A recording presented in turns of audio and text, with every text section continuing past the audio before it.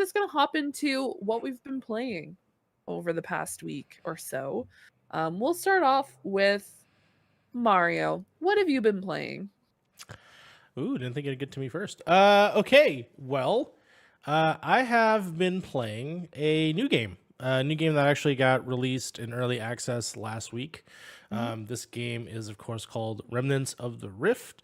It is a early access independent game. Essentially, the way that I would describe it is that it's sort of like, it's Persona meets like a chessboard is the best way to describe it, where it has the style and flavor of what Persona 5 has, where it's all style over sort of like this overlay that goes on it.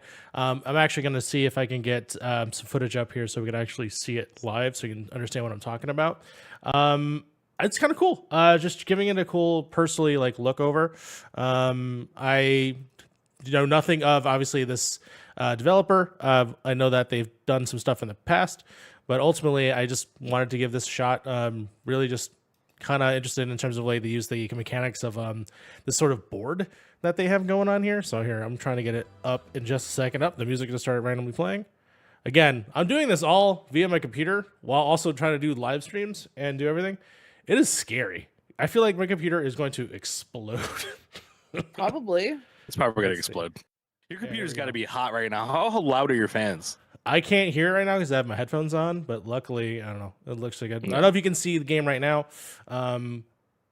This is what it sort of looks like, where it's just this sort of like Art Deco Saul Bass kind of style, but a little bit of like Persona. But then there's this sort of board here where there's different spaces, very much in sort of like a tactics game. And a lot of it's essentially based like you have to move in a certain direction. The way that you control your stick is like up, down, left, right. And then you have different abilities that you can do throughout the game. There is a story in the current early stages where it is you are the sort of character in this sort of cyberpunky world. You're sort of jacking into VR, and that's what sort of like begins, I guess, the story. But it is very early days in terms of like the main thing that you see is just the gameplay. There's no voice actors, even though I think this game would definitely benefit from having sort of different, cool, interesting voice actors. The character designs also kind of remind me of like some sort of like comic book that I used to read back in the day, but I can't really like point it out in my mind.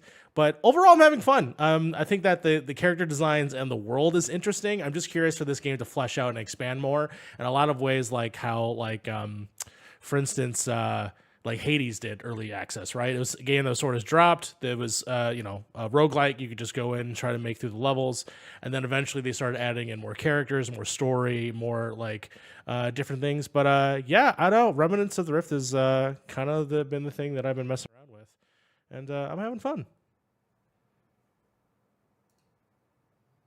Oh yeah, Nice. dude. That sounds really cool, actually. So how Persona like is it? Like, is it like I understand maybe combat wise, but like would anybody who like really likes that game really kind of just jump in that and be like, oh yeah, this is really, 1-to-1, like No, easy to kind of pick up. You know what I mean? easy to pick up. It's definitely in terms of, and I'm playing it personally on the Steam Deck too. It's currently not verified for the Steam Deck, but it's still playable. I am giving it actually a fun riff to it. I would say in terms of like 1-to-1 to like say a like Persona game, it's really all just, hey, games have been looking at that as a style, as a sort of like a format, and then overlaying it on their games. There's a couple games that kind of cribbed Persona in that look, specifically 5, and I feel like that's mostly how it is. There's a lot of like multiple characters talking on screen, kind of like how Persona did, where it's just sort of like a visual novel style in terms of the direction of the game. Overall, the puzzles are simply just, this is the board, there's enemies that spawn in, and then essentially you will have to take out the enemies. In terms of like the different combinations, it's not that crazy as like a Persona can be, where there could be like you could just do direct attacks, you could do different abilities, and then there's guns. Like that's Persona. There's not a whole lot of that really at the stage that I'm in. I'm only switching back and forth between two things, and they have cooldowns. So then I'm moving around the board trying to stay alive, and then while the cooldowns are done, then I go into for my attack. And that in that instance, it's sort of very basic. But again, like I'm saying, I'm giving it time because it is a early access game. It is sort of in the oven right now. I think it's like $20 or something like that. Of That's course, not like, bad either. yeah, code was provided for me so I could check it out. But ultimately, I think this is something to look at. It's something that could possibly expand, especially when it goes out to other platforms. This is definitely like, if I'm enjoying it on my Steam Deck, I'm sure it's going to be great like on a Switch. I'm also sure that it'll be available, elsewhere past this point.